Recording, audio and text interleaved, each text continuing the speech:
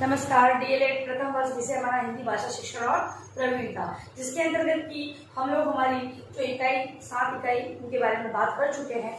अब दोहरान कार्य के अंतर्गत हम लोग पहली इकाई का एक टॉपिक लेते हैं, जिसके अंतर्गत प्रश्न बनता है कि जो मानक भाषा है उसके अंतर्गत जो अंक होते हैं वो किस प्रकार से लिखे जाते हैं। वर्णमाला और अंकों की जानकारी हम लोग इस वीडियो के माध्यम से बात करेंगे। ये हम लोग जो ऑफलाइन क्लास में इसके बारे में चर्चा कर चुके हैं और आज हम एक प्रश्न के रूप में से देखेंगे कि जो मानक भाषा है, मानक भाषा हिंदी है, उसके अंदर वर्णमाला और अंकों को किस प्रकार लिया गया है उसके बारे में। तो चलिए हम जानते हैं।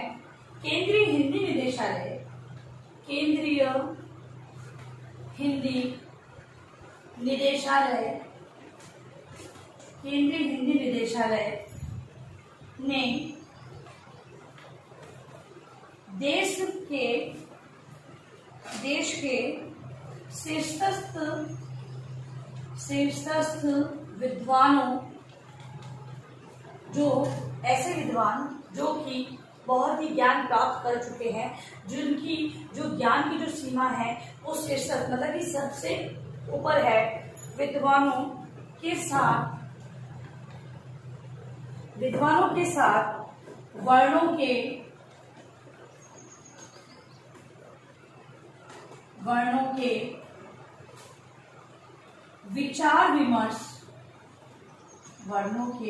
विचार विमर्श के पश्चात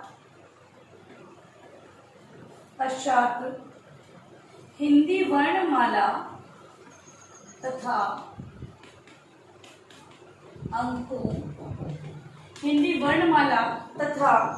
अंकों को जो मानक रूप दिया है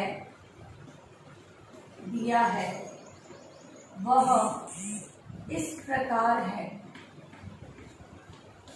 केंद्रीय हिंदी निदेशालय ने जो शीर्षस्थ विद्वान हैं उनसे विचार विमर्श करके हिंदी वर्णमाला तथा अंकों को जो मानक रूप दिया है वो इस प्रकार से है।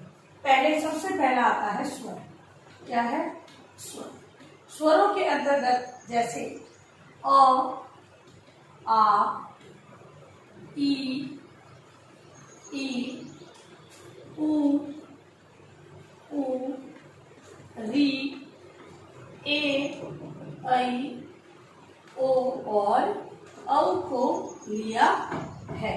ठीक है, ये है स्वर। दूसरा है व्यंजन।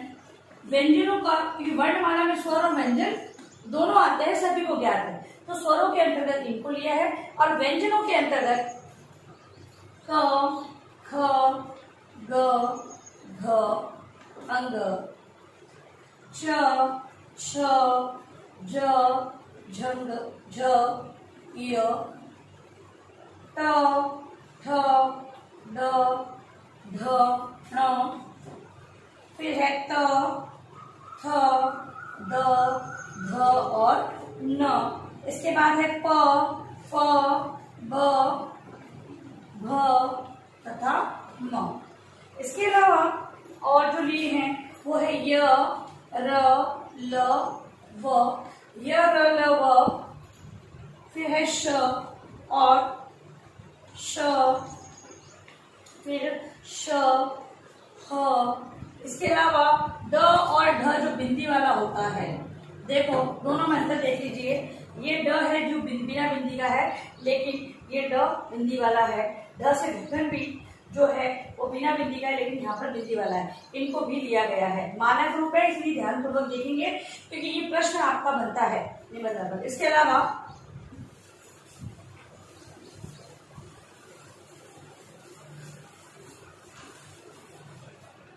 इस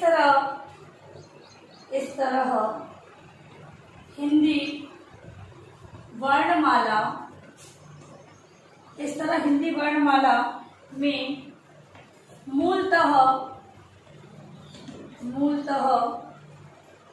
11 स्वर और 33 व्यंजन हैं। 33 प्लस 2, क्योंकि जो दो बाद में लिए गए हैं उनको भी यहाँ पर जोड़ दिया गया है। फिर है संयुक्त व्यंजन के रूप में, संयुक्त व्यंजन, व्यंजन अभी समाप्त नहीं हुए हैं। व्यंजनों के अंतर्गत संयुक्त व्यंजन जो है वो लिया है श को, श से क्षत्रिय, जो कि क और श के योग से बनता है। ठीक है, फिर है त्रि से त्रिशूल, जो कि त और र के योग से मिलता है। आधा त धन र, तो बन गया त्र। इसके अलावा ज्ञ से ज्ञानी, जो कि ज और य से बनता है, तो ज्ञ बन गया, ज्ञ से ज्ञानी बन गया। ठीक है, फिर है ग्रहित व्यंजन, सॉरी श्रमिक का श्र जो होता है उसको भी श धन र। देखिए ये जो व्यंजन है वो संयुक्त व्यंजन है, क्योंकि दो से मिलने से ये बने हैं। आधा क और श से मिलकर श से क्षत्रिय बनता है, तो इसे संयुक्त में लिया गया। श त्र ज्ञ और श से श्रमिक वाला श, इन्हें संयुक्त व्यंजन के अंतर्गत मानक रूप में लिया गया है। फिर है ग्रहित व्यंजन।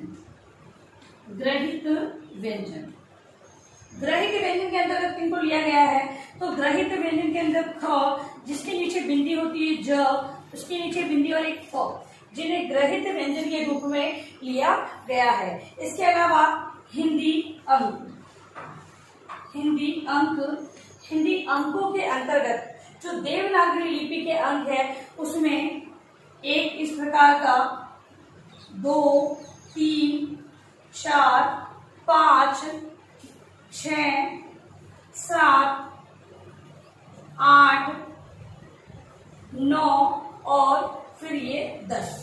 ठीक है, तो ये 10 अंकों को हिंदी अंक के अंतर्गत मानक रूप में स्वीकार किया गया है। हिंदी में जब हम अंकों का प्रयोग करें तो इस प्रकार से मानक अंक हिंदी के जो अंक है वो ये माने गए हैं। फिर है भारतीय, और ब्रैकेट में लिख सकते हैं अंतरराष्ट्रीय अंक। अंतरराष्ट्रीय अंक, इसमें 1, 2, 3, 4, 5, 6, 7, 8 और 9, ये 10। ठीक है, इनको लिया गया है। 6 को छ यो रहेंगे। ठीक है, 6 को कहा गया है कि 6 को इस प्रकार लिखा जाए, न कि हम 6 के आगे 2 बिंदी लगा देते। इसको स्वीकार नहीं किया गया। ध्यान रखें, मानक रूप में 6 को इस प्रकार से स्वीकार किया गया है। इसके अलावा कुछ और ध्यान रखने योग्य बातें बताई गई है मानक रूप के अंतर्गत। तो देखें, जो त्र है, त्र को इस प्रकार लिख देते हैं, तो त्र को इसके स्थान पर इसका प्रयोग किया जाना चाहिए। त्र ये नहीं होता है, त्र ये वाला होता है। ठीक है, और ये जो ये श्र है इसे हम ये यू लिखते हैं, तो ये यू नहीं माना जाए। जो श्र है ये इस प्रकार से हो, ये कुछ लोग हैं वो इस प्रकार से लिख देते हैं, तो ये अमान्य माना गया है। ठीक है, तो जो मानक हिंदी है उसके अंतर्गत इन वर्णमाला और अंकों को स्वीकार किया गया है, और इन्हीं का प्रयोग हम लोग मानक हिंदी के अंतर्गत करते हैं। ठीक है, अब इसको आप गृहकार्य प्रश्न के रूप में लिखें। मानक हिंदी, मानक हिंदी वर्णमाला तथा अंकों का वर्णन करें। ठीक है, ये आपका गृह कार्य प्रश्न है, जिसको आप अनिवार्य रूप से अपनी उत्तर पुस्तिका में लिखेंगे। और अंत में इस महामारी के दौर में कम से कम ये आवश्यक कार्य होने पर घर से बाहर निकले। बाहर निकलते तो 3 बातों का विशेष ध्यान रखें। मास्क लगाएं, सोशल डिस्टेंस बनाएं, हाथों को बार-बार सैनिटाइज करते रहें। सुरक्षित रखें, सभी का ध्यान रखें। धन्यवाद।